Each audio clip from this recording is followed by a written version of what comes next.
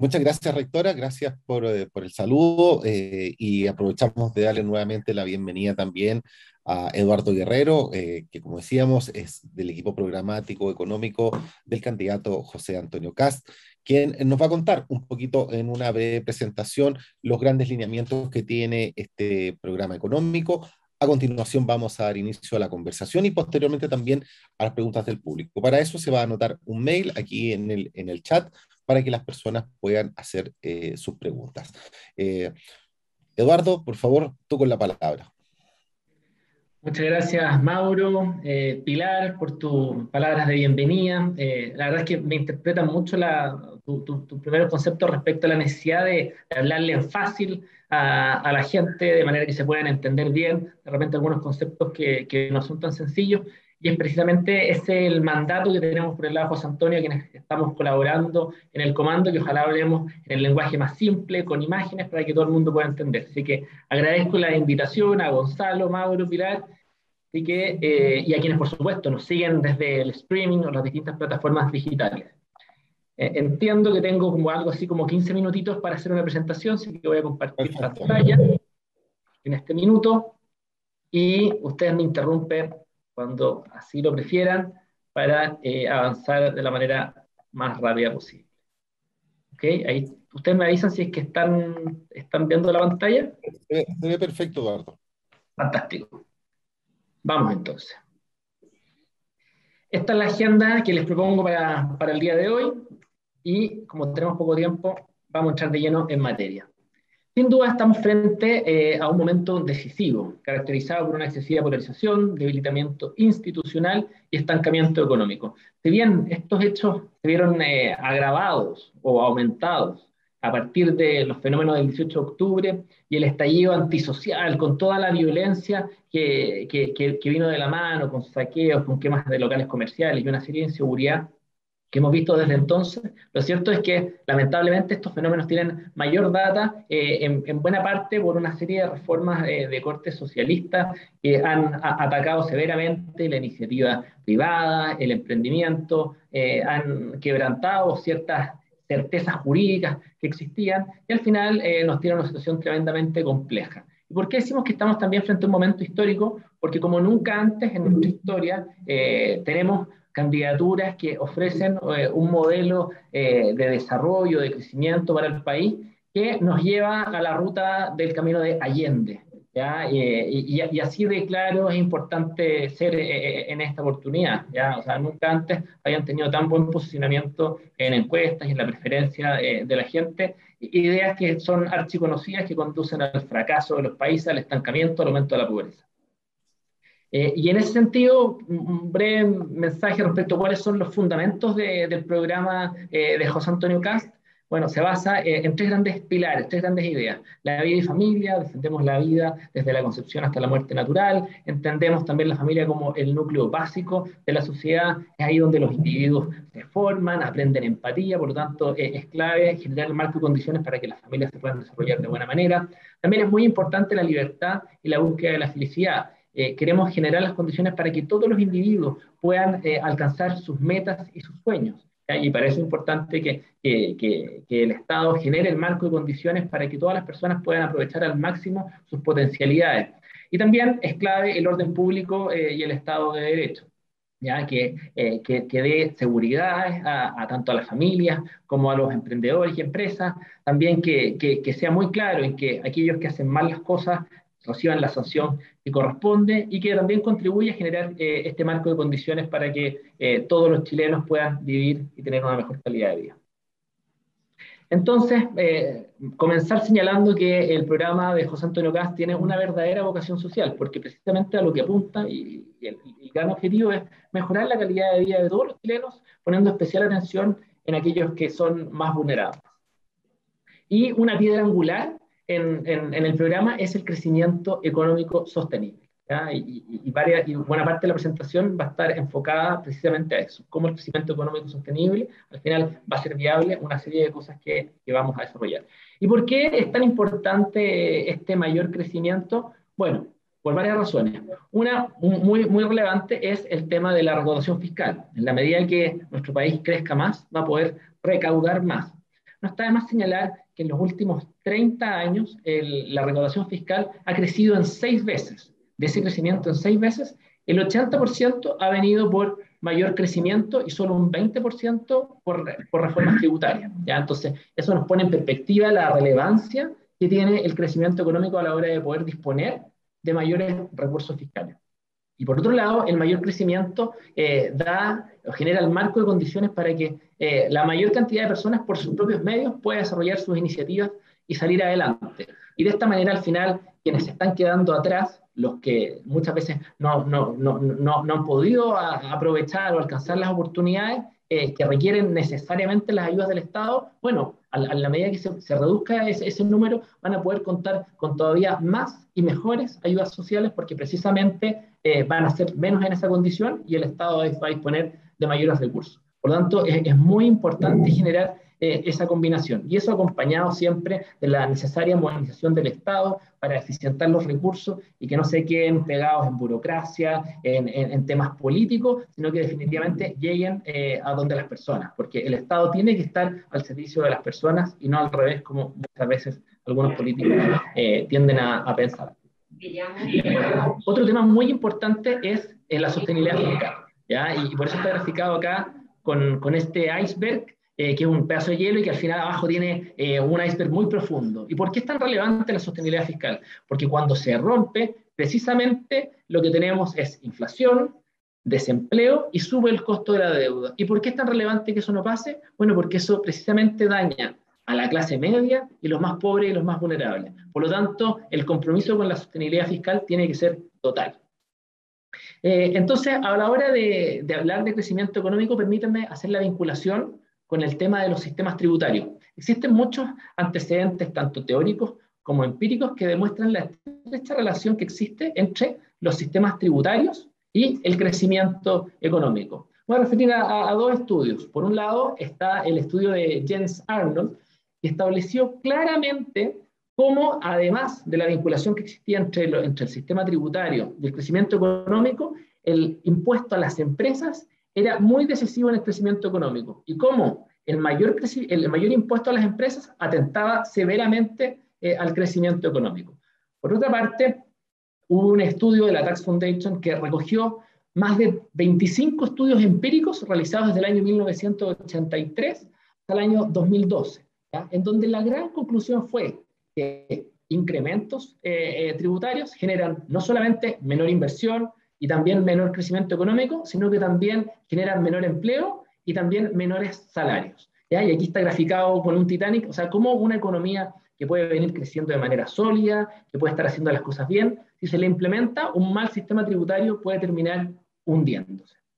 ¿Ya? Y algunos datos, bueno, el crecimiento económico, lamentablemente hemos visto cómo de manera sostenida ha venido cayendo, precisamente la caída del crecimiento venía acompañado de la caída en la inversión.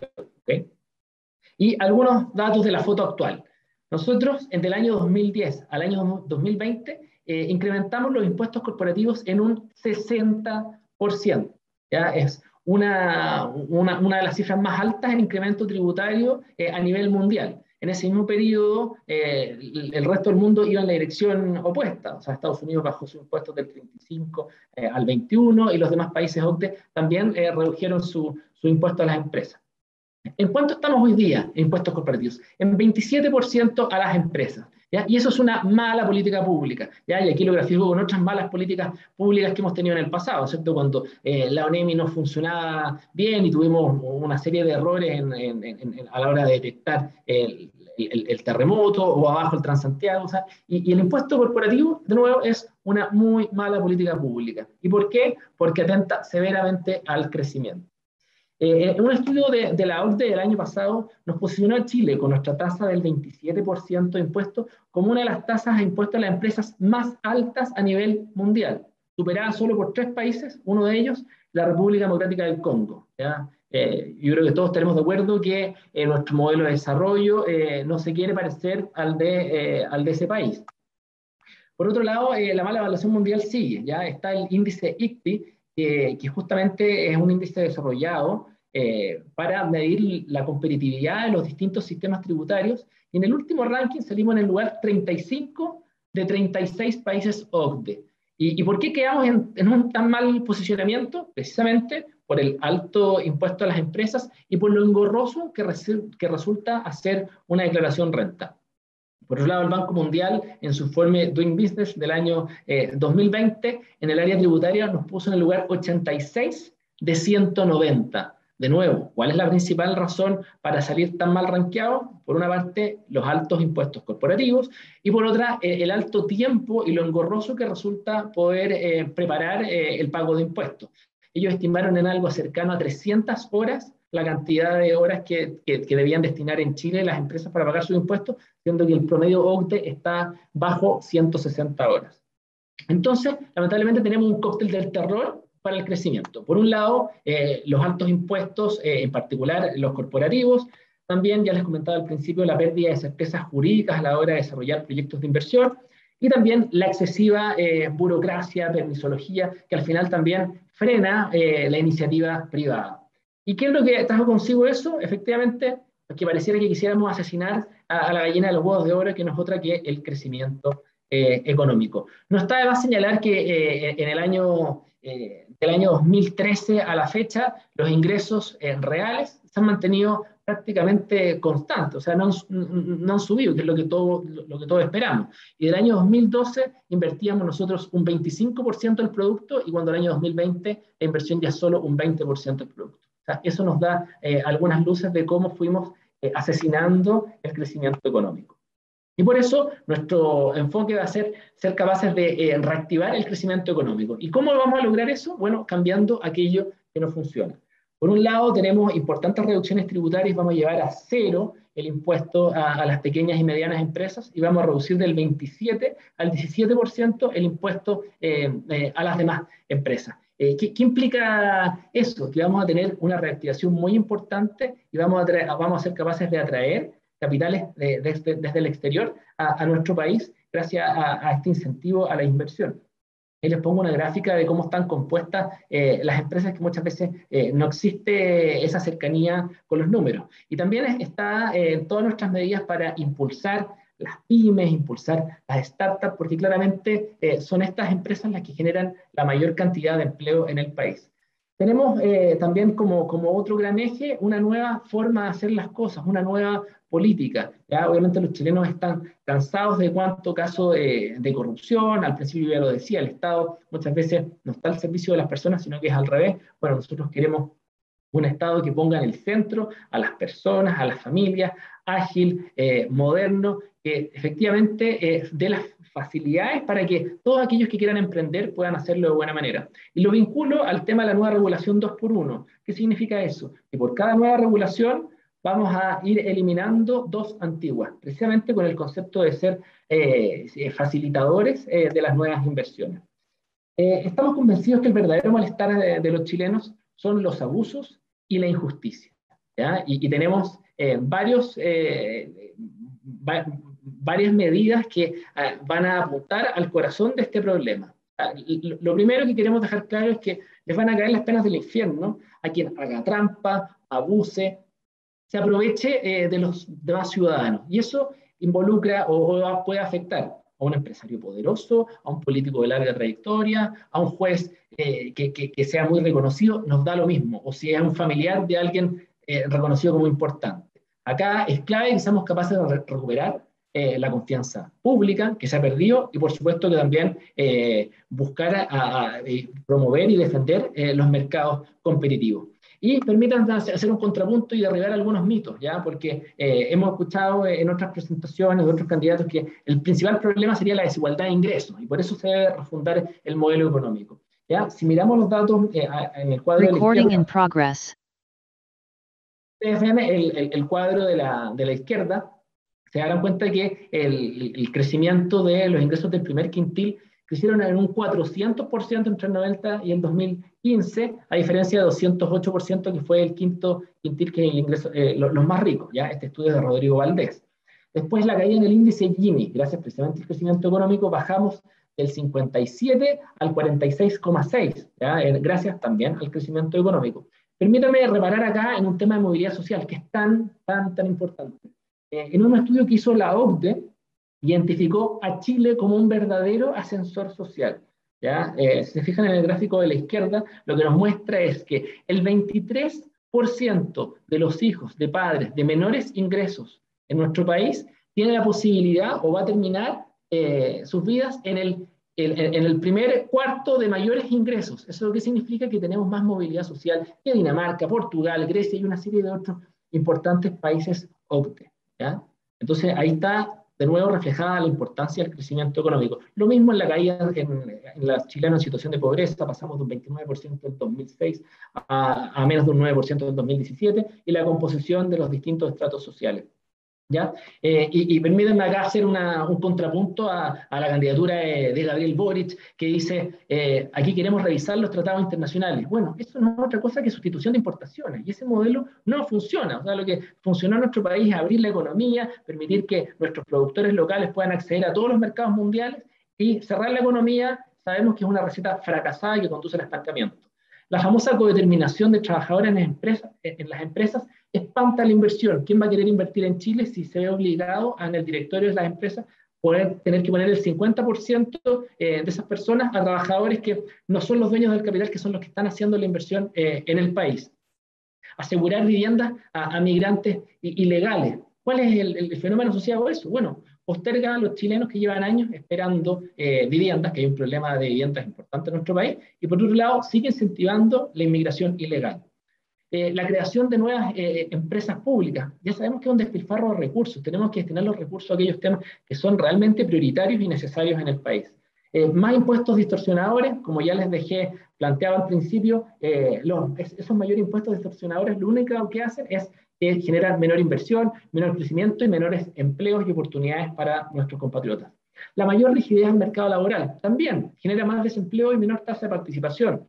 Lo tengo más adelante en la presentación, pero qué importante es que toda persona que quiera trabajar pueda hacerlo, y eso implica poder trabajar desde la casa, en buen formato presencial, híbrido, teletrabajo. Tenemos que facilitar que la gente pueda trabajar y no complicarle las oportunidades. Y también este tema del ahorro, esta frase de verdad que es para el bronce: ahorros en cuentas individuales nocionales con solidaridad inter e intrageneracional, a la hora de hablar de pensiones. ¿Qué significa esa frase tan engorrosa de cuentas nocionales con solidaridad inter e intrageneracional?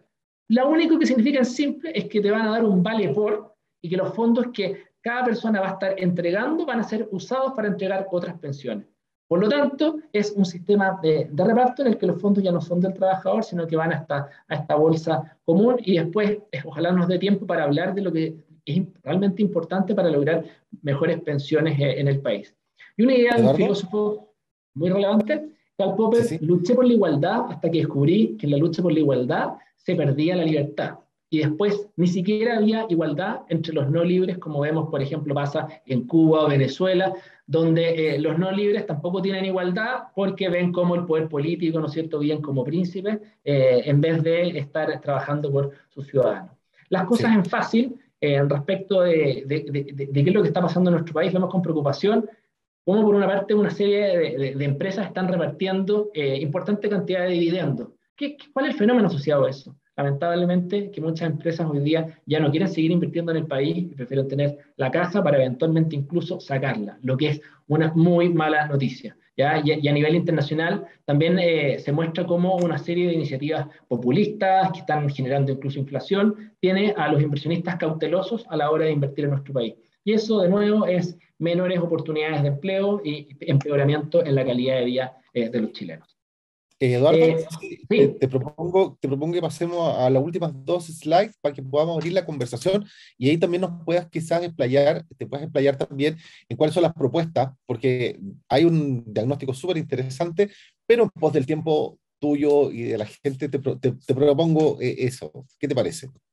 como tú digas, o sea, si quieres, bajo la presentación o quieres, bueno, Si quieres, abramos al tiro, cuando tú quieras, cuando tú decidas. como, mira, a ver, las políticas, ahora la verdad es que venían una serie de políticas que van a incentivar el crecimiento, o sea, la transformación digital en lo público y lo privado. Acá tenemos que aprovechar las nuevas tecnologías disponibles. Está el tema del blockchain, que genera, por un lado, más transparencia en las compras públicas, genera más transparencia en los beneficios y ayudas sociales que uno le entrega a los ciudadanos que lo necesitan. O sea, una tremenda herramienta para combatir la corrupción tanto en el gobierno central como en los gobiernos locales. ¿Ya? Por otra parte, facilita la comunicación entre los ciudadanos y quienes están tomando decisiones. Y es una tecnología que está disponible, que tenemos que implementarla. Asimismo, también tenemos que incentivar la transformación digital de las empresas. ¿Ya? Perfecto.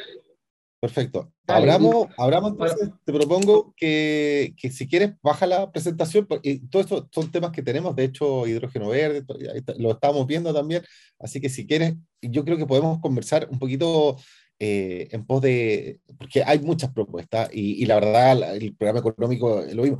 Hay una discusión si son 828 propuestas en total o 829, hay una discusión ahí, porque hay una que se repite, dicen, pero bueno, son muchas propuestas y obviamente vamos a tratar de hacerlo lo más cercano y las cosas más relevantes también para la gente que nos está acompañando.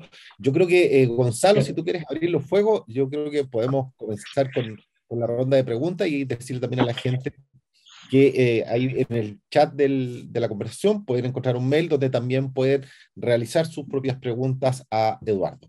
Gonzalo, con la palabra. Bueno, muchas gracias Mauro, muchas gracias Eduardo por la presentación.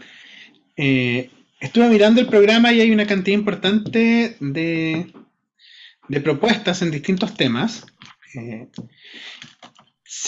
Y por el lado tributario, lo que se observa es una serie de propuestas que van en la línea de, contrario a lo que han propuesto otros candidatos, disminuir impuestos. Ya sea por, ¿cierto?, una reducción del IVA, ya sea en el caso de las contribuciones, impuesto a la herencia, etc. También hay algunas propuestas que indudablemente implican un mayor gasto en transferencias, como es el tema de la pensión básica y lo que se propone con respecto al impuesto negativo al ingreso, que es algo que te quiero preguntar después en más detalle. ¿Cómo pretenden cerrar eso? En el fondo,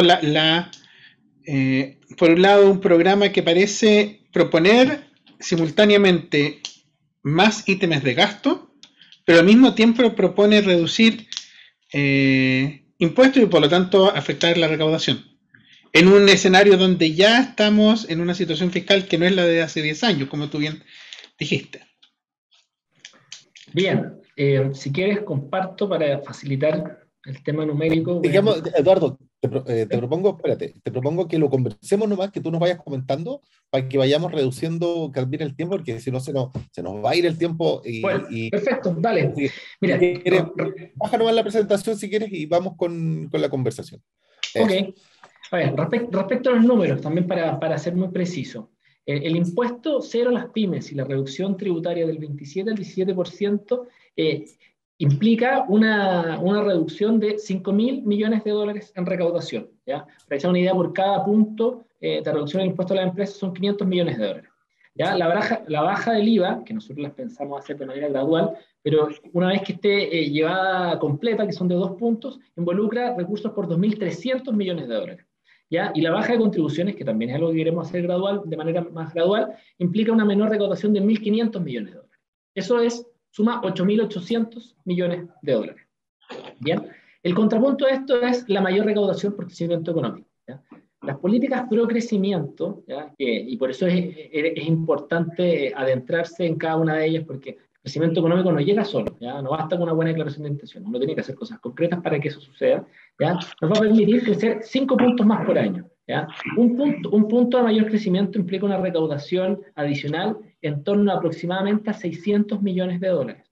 Por lo tanto, 5 puntos más involucran una mayor recaudación de 3.000 millones de dólares. ¿Eso qué significa? Que al cuarto año de gobierno, una mayor recaudación fiscal va a estar en torno a 13.000 millones de dólares. Lo que, por cierto, es un número bastante superior a los 8.800 que les mencionaba previamente. Y ahora, para hablarlo en simple, porque cuesta de repente entender esto, ¿cómo puede ser que si yo bajo impuestos recauda más? ¿Ya? Y nosotros tenemos una analogía bien simpática que es ser una especie de Netflix de la recaudación. ¿Ya? ¿Qué significa eso? ¿Ya? Si quienes nos están escuchando tuviésemos que fueran los dueños de Netflix y quisieran obtener la mayor cantidad de recursos con este negocio, ¿cuál es el precio óptimo de la tarifa de Netflix? ¿Ya? Si yo pongo una tarifa muy alta, claramente por cada usuario voy a recaudar más, pero voy a tener una base menor de usuarios. ¿Ya? Lo que nosotros estamos diciendo es que en el caso de Netflix bajamos la tarifa y con eso vamos a tener un Q mucho mayor. Por lo tanto, cuando yo multiplique el P por Q, va a ser mucho más interesante el resultado que el que tendríamos con un precio más alto.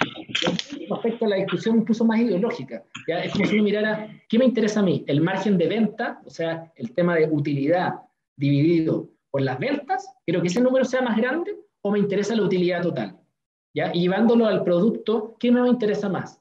¿Que la recaudación sea mayor como porcentaje del PIB, o me interesa que la recaudación en términos absolutos sea más grande?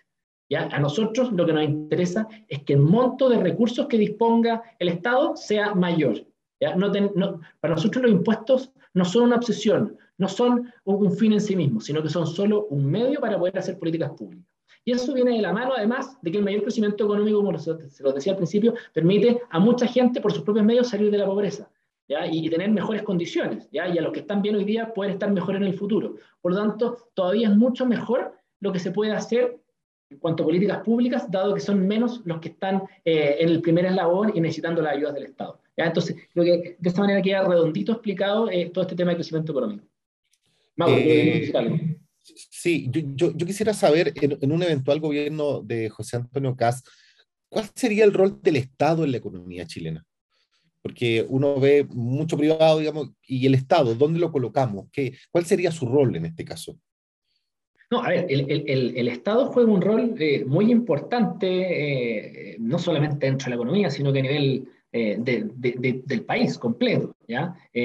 Lo hablábamos antes de cómo el Estado tiene que propender a dar certezas jurídicas, ¿ya? A quienes hoy día quieren desarrollar inversiones. Tiene que dar seguridades, ¿ya? Hoy día vemos cómo, lamentablemente, la delincuencia, terrorismo, narcotráfico se han apoderado de muchos de nuestros barrios y de las calles, ¿ya? Es importante que el Estado garantice la seguridad para que las familias puedan ir tranquilas a una plaza, no tengan un portonazo todos los días que salen las noticias, ¿no sé? O sea, el Estado tiene que jugar un rol muy importante. El punto Pero es en la que economía propiamente tal, porque eso es la seguridad, pero en la economía, ¿cuál sería el rol? Porque también la propuesta es reducir el Estado, se propone vender algunas empresas estatales, en fin, es decir, la reducción en el aspecto económico del Estado, en la el aspecto incidencia de la vida económico, pública, se plantea reducirlo, digamos. Entonces, la pregunta es, ¿qué rol jugaría en la economía, digamos? sí, por eso, nosotros entendemos al Estado dentro de la economía como un promotor de la iniciativa privada. Y no queremos que el Estado nunca obstaculice y le ponga barreras al emprendimiento, a la creación de startups. Y por eso es que incluso tenemos políticas que van a promover el que se desarrolle innovación, que tengamos gente que esté creando nuevos negocios, nuevas iniciativas. Tenemos que desde el Estado poner un marco regulatorio que promueva la capacitación continua, tanto bueno, de quienes están estudiando como también de quienes están trabajando, y eso va a apuntar a la productividad, ¿no es cierto?, que es un tema en el que estamos súper al debe como país. También, por ejemplo, para lograr aumentar la tasa de participación laboral, sobre todo en el caso de mujeres, jóvenes y adultos mayores, es importante hacer reformas a cómo funciona hoy día el mercado laboral, ¿ya? También hay iniciativas desde el Estado en el que alargando, extendiendo ciertas jornadas escolares, también se le da más herramientas y posibilidades a que las mujeres puedan acceder al mercado laboral. ¿Ya? Muchos creen que solo con la sala cuna está resuelto el problema, y no, porque muchas veces las familias no solo tienen un hijo. ¿Está en el programa extender la jornada escolar? Está, Sí, porque sí, sí. sí. Sí, o sea, tenemos contemplado que hay que tratar de homologar los distintos niveles de las etapas escolares, homologar los horarios para definitivamente facilitarle, sobre todo a las mujeres que muchas veces mayoritariamente tienen este rol en el hogar, a poder participar del mercado laboral, ¿ya? Y lo mismo Claro, con la pero legislación laboral, permitir que jóvenes y adultos mayores puedan participar del mercado laboral. Tenemos que lograr que la tasa de claro, participación en Chile sea más alta. pero es que el punto es que si tú alargas la jornada laboral, bueno, hay un tema con los docentes, digamos, pero independiente de eso, ya existe una jornada escolar eh, completa, digamos, está la jornada escolar, digamos, ya está extendida. Entonces, mi No, pero pregunta eso es, es para los niveles mayores, por eso, pero en las etapas previas, ¿ya? O sea, no, la jornada escolar como la conocemos hoy día tradicional, para los niños que están de primero, básico en adelante, está bien, pero en todas las etapas previas, sala cuna, jardín, pre-kinder y kinder, esos niveles tienen jornadas más cortas hoy día. Perfecto. ¿Ya? Entonces, la realidad es que muchas veces las familias tienen que moverse yendo a buscar a un hijo en determinada edad, a un cierto horario y al otro hijo. Entonces, si tú eres capaz de nivelar los horarios y darles una franja más grande de disponibilidad a las mujeres y quienes hoy día estén en el hogar el día de mañana, que también pueden ser hombres, se va a facilitar la incorporación en esos horarios al mercado laboral. A eso apunto, no a extender la jornada laboral, la jornada educacional como se bien. Perfecto, te entiendo, Eduardo. Perfecto, Gonzalo, está ahí en silencio. Gracias, Eduardo. Quería volver al otro tema que te mencionaba ante las transferencias. Ustedes proponen, y volviéndolo a sumar, conectando de alguna forma con el tema de la recaudación, proponen una pensión básica universal y proponen también un impuesto negativo al ingreso, que dado los rangos que están en el programa, implicaría una cantidad importante de personas beneficiarias de ambas medidas. No sé si nos puedes contar un poquito más acerca de cuál es el objetivo, sobre todo en el caso del impuesto negativo al ingreso, y también si han costeado cuál es el impacto en términos de gasto fiscal de esto. Sí, a ver, voy a partir con lo último que tú mencionas, respecto a los impuestos negativos. No es otra cosa eso que al final desarrollar transferencias directas a quienes más lo necesitan, ¿ya? Hay varios estudios que muestran lo ineficiente que muchas veces es el sector público a la hora de entregar beneficios y ayudas sociales y una serie de programas mal evaluados que lamentablemente no se cortan precisamente por razones políticas, ¿ya? De hecho, muchas veces en otros paneles me toca que a quienes están trabajando en los equipos económicos se les pregunta ¿cuál es el costo de tu programa? ¿Ya? Y las candidaturas hablan de 3 puntos, 5 puntos, y yo la verdad es que discrepo con esa mirada, y no solo yo, sino que desde el equipo José Antonio, porque nuestro programa no cuesta 3 puntos ni 8 puntos, porque ellos cuando hablan de 3 puntos y 8 puntos hablan de la carga incremental para desarrollar lo que ellos quieren hacer, siendo que la postura correcta es decir, oye, hoy día ya recaudamos 20 puntos del producto. Y entonces mi programa cuesta 20 puntos del producto. Y yo tengo que ser capaz de estudiar, eficientar los recursos que hoy día disponemos. Porque si no, todos los años o todas las candidaturas al final van aumentando ese delta. Y por lo tanto, lo que buscan es, ya, yo no voy a recortar nada de lo que existe, no voy a eficientar nada, simplemente voy a ir creciendo y así, en esa tasa de recaudación. Lo que no tiene ni una lógica. Por eso nosotros hablamos de presupuesto en base cero, así como lo hacen las empresas. Las empresas también consideran presupuesto base cero y cada cosa tiene que justificarse. Y lo que no se justifica, lo que no genera impacto, lo que es gasto político, lo que implica operador y todo lo que ustedes saben, bueno, eso se corta, ¿ya? Entonces, dicho eso, la estrategia de transferencias directas o de impuestos negativos precisamente pone el acento en la focalización, en darle los recursos y las ayudas de manera directa a quienes más lo necesitan, ya que es una forma diferente a como tradicionalmente se entienden las políticas públicas, ¿ya? Y en cuanto al tema de la pensión, y aquí incluso dentro del equipo también existen varias miradas. Aquí lo importante es hoy día reconocer que hay gente que no está sacando una pensión mínima que le permita subsistir y estar bien, ¿ya? Y eso requiere necesariamente las ayudas del Estado para poder complementar y garantizar que todas las personas reciban una pensión mínima que les permita tener una calidad de vida digna. Y en eso yo creo que en general todas las candidaturas están bastante de acuerdo. Ahora, ¿tú cómo logras eso? Hoy día yo diría que hay dos grandes caminos y la verdad es que nosotros en eso somos súper pragmáticos y abiertos a la discusión, pero una alternativa es complementar la pensión que hoy día reciben las personas con lo que hayan ahorrado de manera desde que el Estado uno pueda complementar esos ingresos y llevarlo a un monto adecuado, ¿ya? Y por otro lado está la idea de una pensión básica universal que en definitiva le garantizaría a todos los chilenos que independientemente de lo que hayan ahorrado o no, una vez que lleguen a una determinada edad, poder acceder a esa pensión, ¿ya? Como todas las cosas en la vida, cada iniciativa tiene su lado positivo y su lado negativo. ¿Ya? La pensión básica universal, por ejemplo, tiene el fenómeno positivo de que sigue incentivando el ahorro porque independientemente de si tú ahorraste o no ahorraste, todos tienen garantizada esa pensión básica, por lo tanto no se genera este fenómeno que muchas veces sucede actualmente, que las personas deciden, que acuerdan con su empleador que no se les imponga, o tener un contrato en condiciones diferentes al real, porque ven que si ahorran tan poquito, igual van a recibir una ayuda del Estado. O sea, la pensión básica universal. Y, y Eduardo, dentro de esta propuesta, además de la pensión básica universal, digamos que sería interesante, yo tengo dos preguntas. Una, ¿de cuánto debería ser esa pensión en la actualidad? Entendiendo que obviamente el número absoluto va a variar en el tiempo. Hoy día, ¿cuánto debería ser esa pensión? Y lo segundo es, ¿qué pasaría con las AFP?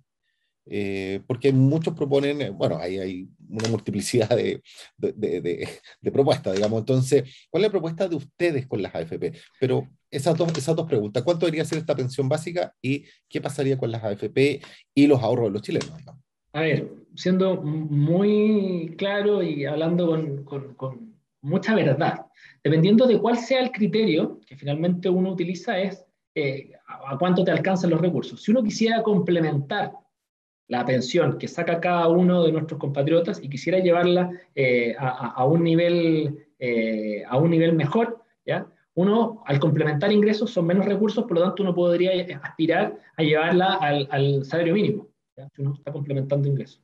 ¿Ya? O sea, Entonces, deberían estar empatados, digamos.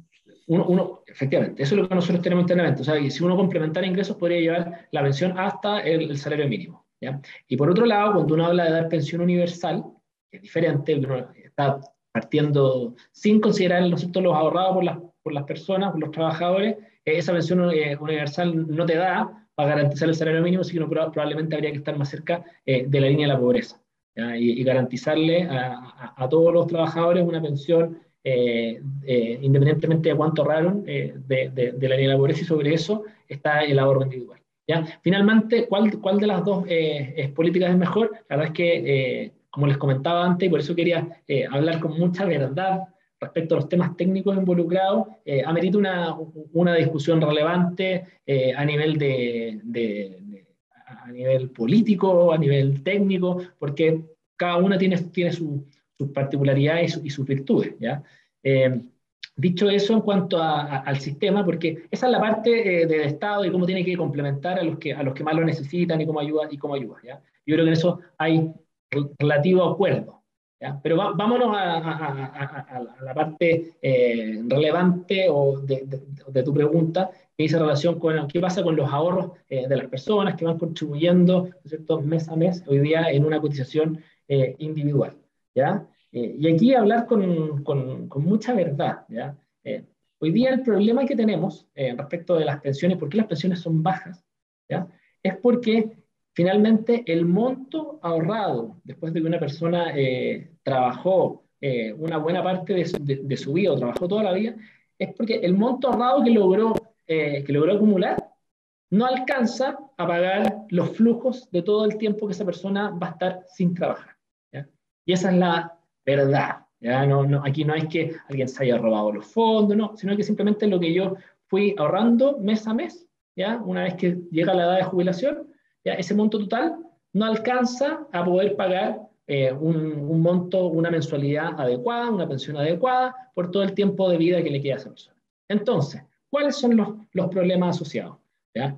Por una parte, está archi demostrado que hay una serie de lagunas previsionales que tienen muchas personas, o sea, la gente no ahorró por 30 años, por 40 años, sino que tuvo muchos espacios en los que no tuvo el trabajo formal, por lo tanto no tuvo esa imposición, por una parte, y eso ha generado que finalmente al final cuando llega la edad de jubilación no tenga los ahorros suficientes. Y por otro lado, está el fenómeno que la expectativa de vida hoy día ha aumentado. ¿Ya? Por lo tanto, el monto que se requiere acumular tiene que ser mayor al que se tenía presupuestado originalmente. Entonces, cuando tú reconoces que ese es el verdadero problema de las pensiones en Chile, puedes atacar el problema y no quedarte con los temas ideológicos que muchas veces acaparan la agenda y sacan portadas.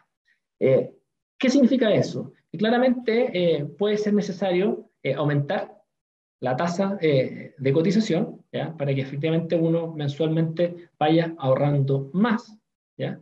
Y por otro lado, vincular la tasa, la expectativa de vida a la edad de jubilación de las personas. O sea, Pero si eso yo, recaería en las personas, no en las empresas, entiendo. O sea, esa mayor cotización sería solo de las personas, porque mira, ahí por algunos proponen que ejemplo, sea mezclado, que una parte sea la gracias por la persona, otra pregunta, parte sea gracias la por la empresa, pregunta. otra el Estado. Sí, siempre se discute o se comenta de quién va a ser costo. Uno puede hacerlo de costo del empleador, pero al final es de costo del trabajador, da lo mismo quién sea el que lo pague, ¿ya? O sea, cuando uno dice, oye, esta mayor tasa de cotización es de costo del empleador, ¿ya? Y de una u otra forma igual termina afectando al trabajador por las posibilidades de que crezca su salario, o sea, igual lo está pagando, ¿ya? No, pero sí, sería de cargo del empleador porque finalmente él es el que destina o que captura, retiene esos fondos, ¿ya?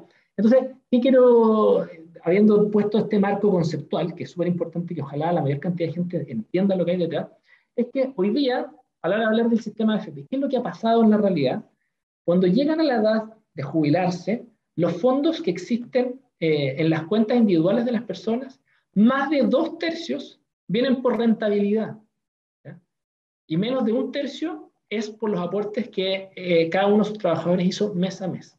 Y eso no es menor, porque al final, si yo me cambio a un sistema que quieren en este caso mucho generar un ente político que se va a encargar de administrar y que va a hacer las inversiones, si ese ente, cualquiera sea el nombre, no es capaz de tener las rentabilidades que hemos tenido hasta acá, puede ser que incluso aumentando la tasa de cotización, ¿ya? Cuando lleguemos a la edad de jubilación, tengamos montos similares al que tenemos hoy día, precisamente porque no hubo una rentabilidad adecuada, ¿ya? Entonces, es clave el fenómeno de rentabilidad. Y yo por eso siempre emplazo a todos quienes hoy día promueven el rol de esta nueva entidad pública. Y digo, oye, si alguno de esos políticos fuese capaz de garantizarnos que va a rentar los 7,5 puntos que ha rentado en promedio, 7,5%, que ha rentado los fondos, y me lo va a garantizar por 30 años, 40 años, encantado, firmemos y vámonos al sistema nuevo que proponen.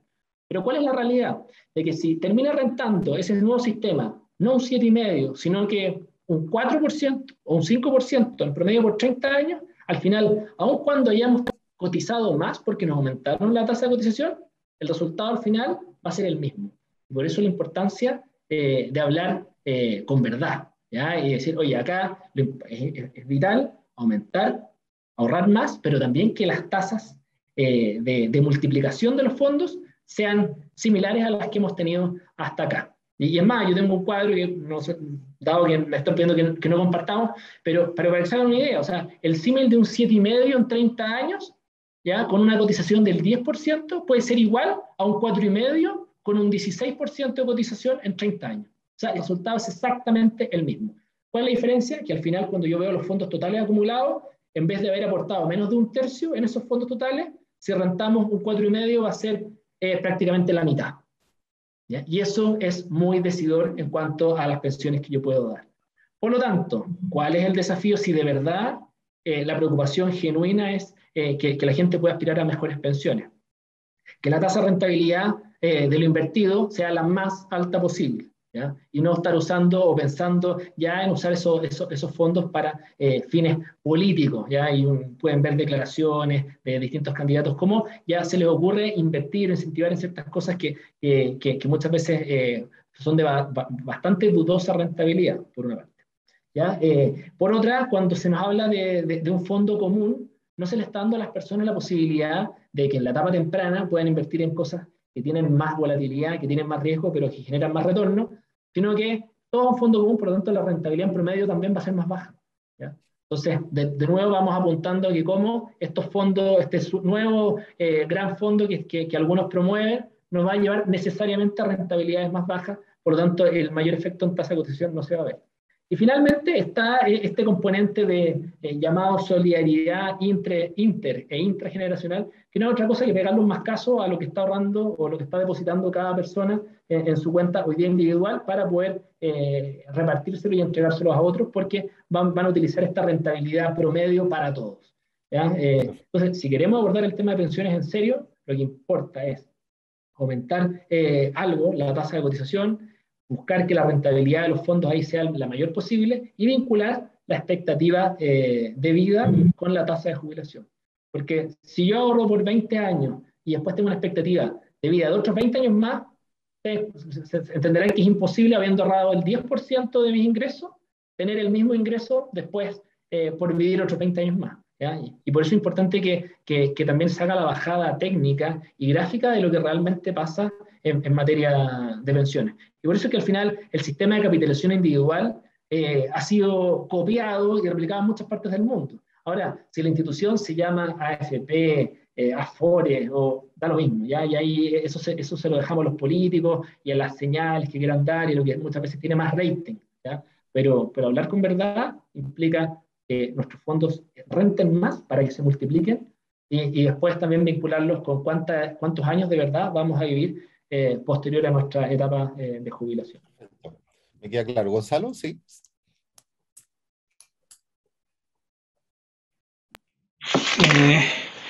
Eduardo, y siguiendo sobre ese tema, agregaría que hay un segundo elemento en común. Es cierto que todos los candidatos promueven de alguna u otra forma el tema de la pensión básica universal. Creo que está en todos los programas, conversamos de eso con Mauro antes.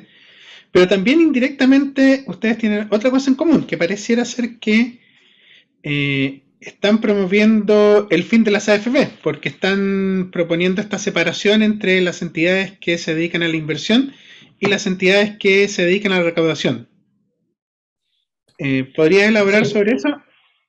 Elaboro sobre eso. A ver, nosotros creemos que definitivamente las cosas se pueden hacer mejor, ¿ya? Y por eso, de nuevo, no tenemos ningún tema ideológico con la AFP. Si le viene a una institución que puede hacer las cosas mejor, fantástico, incorporémosle. Si hay que sacarlas, se sacan. O sea, acá lo importante, más que la AFP, es el concepto de cotización individual y que los fondos son del trabajador y hay que buscar la mayor rentabilidad de esos fondos, ¿ya? Cualquier otra cosa que se pretenda hacer con los fondos de ahorrados, incentivar ciertos negocios que no son rentables o utilizarlo para temas políticos, efectivamente nos saca del foco de la discusión.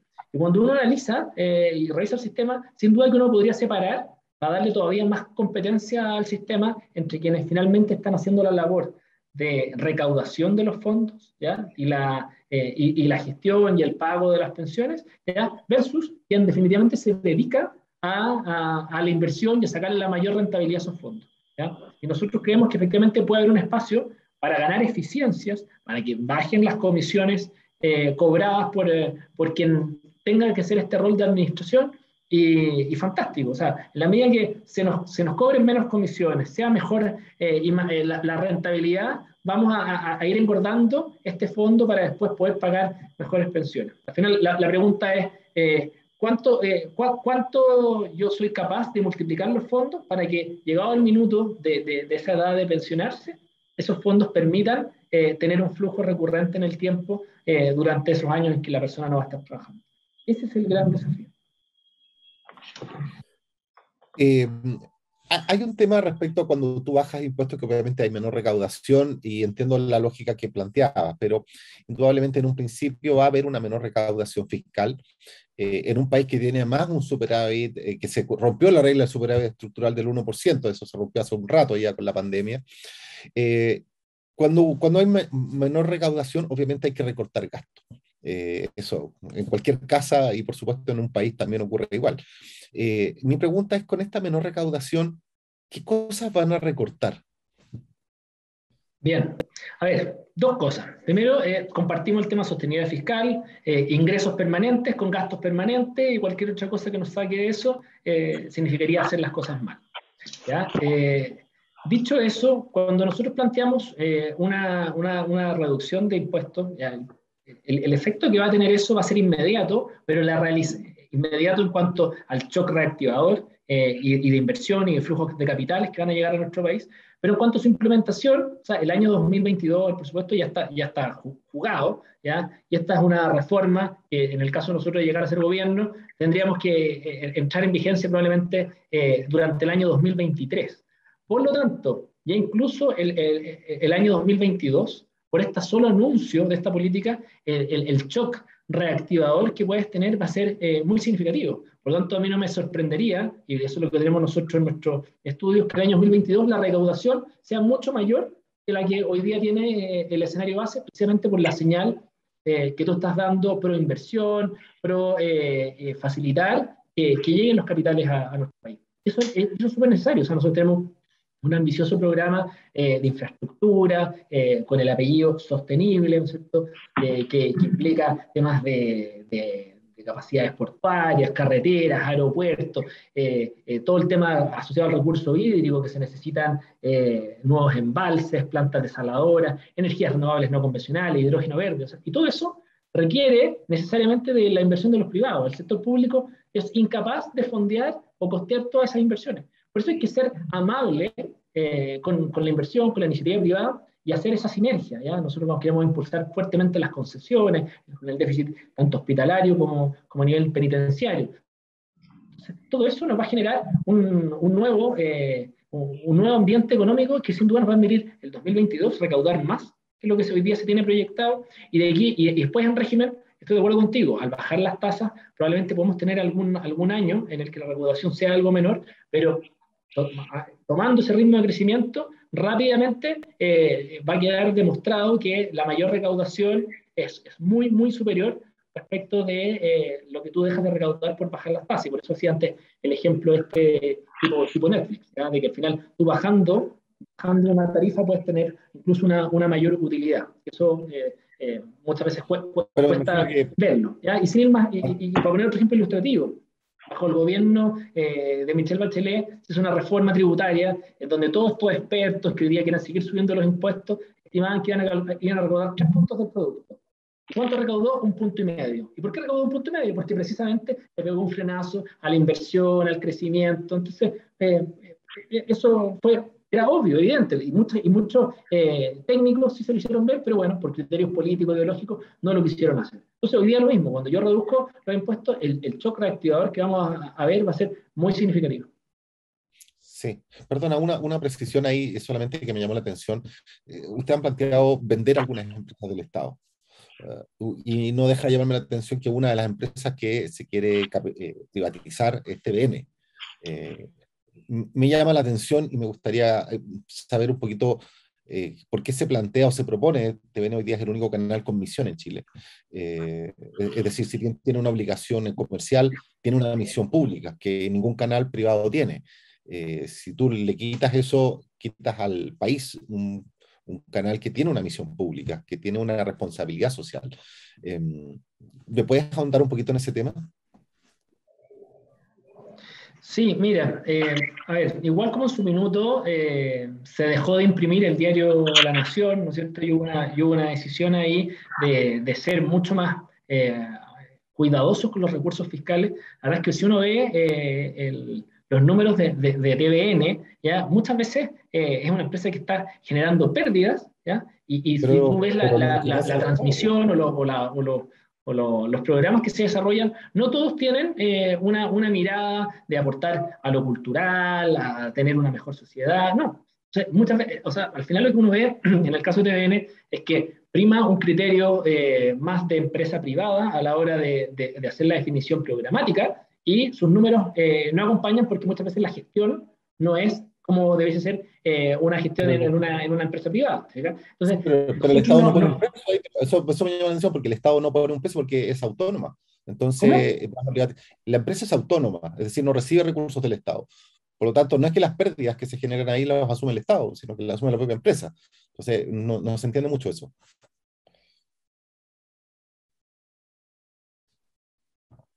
No, de acuerdo, pero sí han habido ocasiones en que precisamente el déficit ha llevado a que en el Parlamento se esté discutiendo precisamente el cómo darle más recursos, eventualmente poder subsidiar la operación de la empresa. Si tú ves en el canal, quienes son los directivos, hay un tema de cuoteo de criterios políticos. Y tenemos que dejar de pensar en el Estado como un botín político. Al final, esa es la señal que queremos dar. Y si el día de mañana, oye, hay algún programa, alguna iniciativa cultural que se quiere desarrollar, tenemos que, desde el Estado, dar los fondos concursables y financiar para que en ciertas franjas, a lo mejor sí, efectivamente, horarias, sí se den ciertos mensajes o espacios de temas culturales. Pero convendrás conmigo que TVN hoy día no es el canal cultural del país y que mucho de su programación, de nuevo, tiene una lógica mucho más comercial que de preservación de la cultura, de difundir buenas ideas, etcétera, etcétera.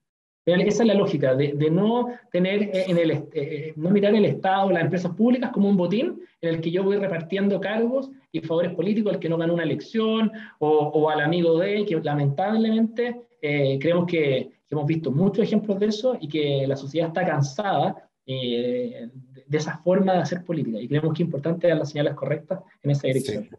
Sí, no, es un tema que da para profundizar más, porque ser público no quiere decir ser cultural, son dos cosas distintas, las misiones son diferentes, pero no nos quedemos ahí porque si no, obviamente es un tema que puede dar para mucho más y no solo ese, porque probablemente hay otras cosas que están en la vida.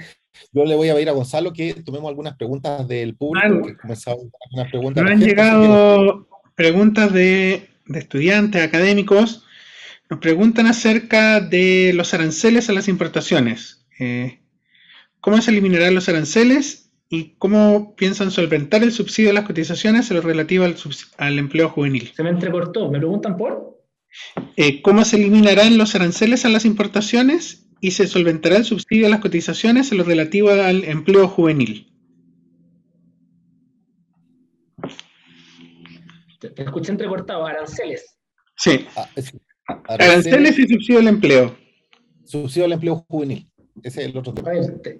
Espero haber escuchado bien. Aranceles y empleo juvenil. Respecto a aranceles, nosotros creemos en los tratados de libre comercio y por eso es que enrostramos que hay otra candidatura que esté pensando en cuestionar esos acuerdos y esos tratados que han permitido un desarrollo importante de nuestro sector exportador. O sea, creemos en el libre comercio, queremos que la gente pueda acceder a bienes de mejor calidad y a precios más competitivos, más económicos. Y por eso es importante que los aranceles a la importación sean los más bajos posibles y somos pro tratados de libre comercio porque al final eso facilita que las personas también puedan acceder a estos bienes de mejor calidad a un precio más económico. Así que creemos en el libre mercado y creemos en todo lo ventajoso que resultan los tratados de libre comercio. Y por otro lado, en cuanto al subsidio al empleo juvenil, sí, precisamente una de las mejores formas que uno puede estimular el empleo juvenil, sobre todo quienes muchas veces están estudiando y a la vez quieren trabajar, es precisamente dando las posibilidades que la jornada laboral pueda adaptarse a los horarios que tienen quienes están estudiando, ¿ya? De hecho, por ejemplo, una de las políticas que tenemos bastante consensuada es incluso eventualmente pagarle desde el Estado las imposiciones a aquellos salarios más bajos, precisamente en el ánimo de incentivar la formalización de los trabajadores, ¿ya? Que es un tema de nuevo sumamente relevante y lo vinculamos con el tema de pensiones que lo conversábamos recientemente. ¿Había algo más?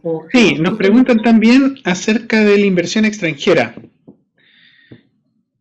Sí, o sea, a ver, la inversión extranjera, tengo un poquito de inestabilidad si estoy conectando el cable. No te preocupes, pasan esas cosas, no te preocupes. O sea, yo lo veo un poco inestable, espero que ustedes me escuchen bien. No, te escuchamos bien. La inversión extranjera, necesitábamos traer a las mejores y más grandes empresas del mundo a Chile para desarrollar los grandes megaproyectos de inversión que necesitamos. Yo algo ya les adelantaba en cuanto a infraestructura, carreteras, aeropuertos, concesiones de hospitalarios, penitenciarios. O sea, tenemos que hoy día, en el mundo actual, tú apretas un botón y los grandes capitales se mueven por el mundo. Por eso la importancia de mostrarnos como una economía, un país que quiere recibir los capitales desde el exterior, que quiere recibir inversión extranjera, porque esa mayor inversión extranjera nos va a permitir, por un lado, contar con la infraestructura que necesitamos, y eso tiene impacto en productividad, en desarrollar sectores como el turismo. O sea, las inversiones que hay que hacer en materia de conectividad digital son súper significativas. Nosotros tenemos un desafío de que ojalá ninguna persona en Chile quede fuera de un acceso a Internet y acceso a un buen nivel de telefonía, ¿ya? Y algunos pensarán, bueno, pero ¿qué importa eso? Es súper relevante, porque mucha gente que vive en lugares aislados, su única forma de conectarse con el mundo es a través de las tecnologías. Y a través de las tecnologías tú no solamente puedes dar capacitación y mejorarlo y desarrollar programas de educación. Nosotros en el programa tenemos contemplado alianzas con las mejores universidades del mundo que permitan que los estudiantes y trabajadores se puedan certificar en programas académicos de nivel mundial con todas las oportunidades laborales que se ofrecen.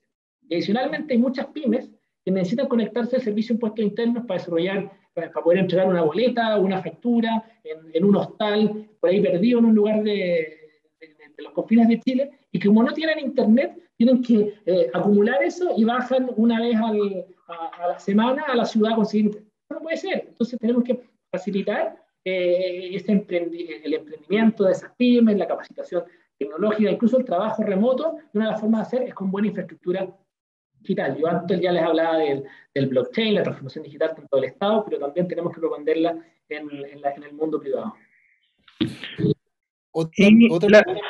Dale nomás, la tercera, el otro tema que nos preguntan es, y algo que creo que no hemos tocado, el salario mínimo. ¿Qué propuestas tienen ustedes con respecto al salario mínimo? A ver, respecto al salario mínimo, o sea, nuestro principal desafío es que ojalá sean cada vez menos las personas que ganen el salario mínimo. Entonces, y por eso de nuevo, lo vinculo con inversión, crecimiento económico, o sea, porque eso es lo que permite que finalmente vayan subiendo los salarios, además de darle más herramientas, más capacitación a las personas para que puedan aspirar a un mejor trabajo en mejores condiciones. Dicho eso, respecto del salario mínimo, nosotros estamos conscientes, porque los datos sí lo demuestran, que al final quienes hoy día pagan el salario mínimo no son las grandes empresas, sino que son las empresas más pequeñas, ¿ya? Por lo tanto, subir el salario mínimo sin darle el acompañamiento o subsidio que corresponda a las empresas más pequeñas es estrangularlas, es asfixiarlas, ¿ya? Entonces, dicho eso, nosotros hoy día, por ejemplo, estamos abiertos a tener salarios mínimos diferenciados, dependiendo del tamaño de empresas, ¿ya? Así como también hay una iniciativa bien interesante, vincularlo también a los años de cotización que tiene ese trabajador, ¿ya? De manera que no es lo mismo que una persona, no sé, lleva 5 años con cotizaciones formales que sigue ganando el salario mínimo versus alguien que tiene muy poca antigüedad en cotización. O sea, queremos ser muy innovadores a la hora de pensar en políticas públicas y mirar los datos, ¿ya? Aquí la clave, y está en el concepto de descentralizar el Estado. No puede ser que un burócrata desde una oficina en Santiago tome todas las decisiones y crea lo que es mejor, sino que hay que ir a los datos, ver cómo son las cosas, y por eso muchas de estas iniciativas son precisamente de tener un conocimiento de cómo funcionan las pymes, cuál es la realidad, los pequeños cafés, comercios que hay en muchos barrios, y entendiendo esa realidad, cómo se desarrollan políticas públicas, y en este caso un salario mínimo que no asfixie a esas pequeñas y medianas empresas que no queremos que cierren, todo lo contrario, queremos potenciarlas. Bastián Escobar pregunta, hace varias preguntas, pero toma uno que no hemos tocado. ¿Qué se hará para bajar la corrupción y evitar el pituto en el Estado? Son dos cosas distintas. La corrupción por una parte y el pituto en el Estado, que también es una práctica no tan infrecuente en nuestro país. Estoy absolutamente de acuerdo con Bastián que ese es un gran tema, ¿ya? Y por ese lado, por un lado hay que tener sanciones claras, y algo lo decía yo en la presentación, para que todo aquel que haga trampa, ¿ya? Y abuse de su posición de poder, ya sea política o económica, o sea, y sanciones claras y cárcel, o sea, sin doble estándar, ¿ya? De hecho, hay que destacar que uno de los últimos proyectos que hizo José Antonio en su etapa de diputado fue precisamente, apuntó en esa dirección, ¿ya? De acabar con la pitutocracia y hacer una reforma en la forma en que se administra hoy día el sector público, estableciendo que todos los cargos que no son de elección popular tienen que pasar por la alta dirección, sistema de alta dirección pública. Y no pueden estar ahí los familiares de, los hijos de, primos, hermanos de, ¿ya? Que lamentablemente eso es lo que hoy día pasa y tiene tan cansada la ciudadanía, ¿ya? Por eso es que nosotros cuando hablamos de cuál es el malestar ciudadano, como que la gente está cansada, está enojada de los políticos, sentimos que está enojada y cansada de los políticos por los abusos, por las injusticias, ¿ya? Y tenemos que poner bien el acento ahí, y no es que ellos estén cuestionando el modelo de desarrollo y ahora crean que el modelo venezolano, cubano, es el modelo, por lo tanto votemos por Boric porque no, nosotros creemos que acá la gran idea, lo que buscan nuestros compatriotas es que avanzar y crecer, mejorar aquellas cosas que hoy día no funcionan bien, y ese es un tema muy importante. O sea, todos los operadores políticos, de lo que tanto se habla, pero de lo que poco se hace. Y también hay haciendo trabajar, la pregunta del millón, ¿y por qué José Antonio va a poder hacer eso si tantos han prometido y han dicho esas cosas? Bueno, porque hay pocos políticos en Chile que hacen lo que dicen lo que piensan y piensan mucho lo que dicen. ¿Ya? Y en eso José Antonio muestra una coherencia y una consecuencia a la hora de actuar que está a la vista en su trayectoria política. Lo mismo a la hora de hacer lo que hay que hacer. ¿Ya? Muchas veces hay que tomar decisiones que son políticamente muy cuestionables porque la ciudadanía o las encuestas o el rating dice otra cosa. Lo vemos en el tema del famoso cuarto retiro de las pensiones, que es una pésima política pública. Todos los asesores técnicos se lo dijeron a los distintos candidatos, y vemos que tanto la candidata Proboste como el candidato Boric, haciendo caso omiso a lo que dicen los técnicos, con todo el impacto que tiene la inflación, que es el impuesto a los más pobres, ¿ya? Con todo el efecto en alza del costo de la deuda, bueno, igual están por aprobar esa iniciativa. ¿Qué nos demuestra eso? Que no está el carácter para hacer lo que corresponde, ¿ya? Y por eso es importante elegir bien a alguien que sí pueda tener el coraje de decir las cosas por su nombre y hacer lo que se compromete. Vamos a ir con una última pregunta, Gonzalo. Te dejo la última pregunta para ir cerrando ya en este interesante conversación. Gracias, Mauro. La última pregunta se la hemos hecho ya a invitados anteriores. Y te quiero poner en el escenario donde el candidato que tú representas resulta ganador, y por lo tanto el 12 de marzo, ¿cierto? O el 11 de marzo en la tarde, asume un nuevo ministro de Hacienda, ¿cierto? Y supongamos Eduardo Guerrero, ministro de Hacienda, que tiene que enfrentar un escenario que no es para nada fácil, porque por un lado está heredando cuentas fiscales bastante deterioradas en el último año, con una economía que probablemente va a enfrentar un escenario inflacionario que ya estamos viendo, y que por lo tanto la política monetaria no va a poder contribuir a algún tipo de reactivación, y cierto, una economía que va a venir probablemente frenada, porque el gasto en consumo se va a ver afectado en la medida que terminen los subsidios del IFE universal. ¿Cómo enfrenta ese escenario? Te hemos escuchado el argumento laferiano, podríamos llamar, del efecto del crecimiento, pero es poco probable que ese efecto del crecimiento se note en el primer año. ¿Cómo enfrentas ese primer año? O dicho de otra forma, ¿cuáles serían tus primeras 3 medidas como ministro de Hacienda, o como un eventual futuro ministro de Hacienda? Gracias, Gonzalo, por la pregunta. Lo primero... No me digas redecorar la oficina, porque no... No, lo primero es que yo creo que hay en el equipo gente mucho más capacitada que yo para asumir esa responsabilidad, así que agradezco el nombramiento, pero creo que falta harto para eso. Después, yo te diría que nuestra principal tarea, ¿ya? Asumiendo el gobierno, va a ser reactivar la economía, y conscientes de que el entorno que tú describes es bastante adverso, ¿ya? Yo creo que por eso es que también hemos sido muy sinceros y honestos con la ciudadanía al decirles, oye, vienen tiempos difíciles para el país, ¿ya? Por mucho que ha habido una excesiva liquidez y que puede generar una sensación de mucha abundancia, la verdad es que esos estímulos se tienen que acabar, ¿ya? Y es necesario que le demos el mensaje correcto a la ciudadanía de que los tiempos que vienen por delante probablemente no son fáciles, y que vamos a tener que todos arremangarnos, ponernos a remar y sacar adelante el país que viene, como yo les comentaba, de un estallido de violencia que dejó muchas empresas en el suelo, muchos emprendimientos. El famoso tema COVID también destruyó muchos empleos, muchas empresas no fueron capaces de salir adelante. Por lo tanto, rearmar todo esto va a generar el esfuerzo de todos. Y en ese sentido, en lo que a recaudación se refiere, es súper importante ser muy agresivos y audaces a la hora de traer inversión, tanto del exterior como también fomentar la iniciativa privada.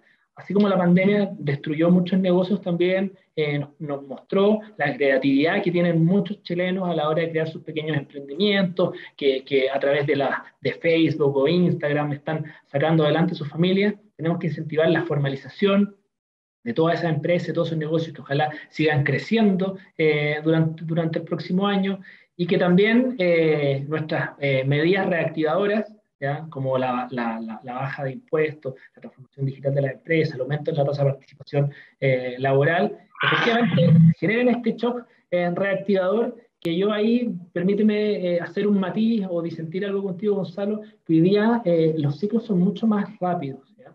Y así como vemos cuando uno mira las cifras de flujos de capitales en Chile, qué es lo que ha pasado, ve los indicadores financieros y ve cómo tan rápidamente se deterioraron los flujos de dividendos que repartieron las empresas y las señales, el tipo de cambio, cómo saltó rápidamente. O sea, demuestran de cómo al final el mercado financiero está lamentablemente precisando que hay un riesgo muy, muy grande de que nuestro país tome un camino de la mano de un eventual gobierno de Boric al fracaso, al estancamiento. Por lo tanto, los fondos están saliendo del país, ¿ya? Y eso es un dato, y hay muchos datos que ratifican eso, ¿ya? Entonces, afortunadamente, ¿ya? Como los ciclos hoy día son mucho más rápidos, dadas las mismas interconexiones de la economía, y uno puede dar las señales también de manera muy rápida para que vuelvan esos flujos, en la medida que nosotros seamos gobierno, yo te aseguro, ¿ya? O sea, y aquí pueden cobrármelo, lo dejo firmado, ¿eh?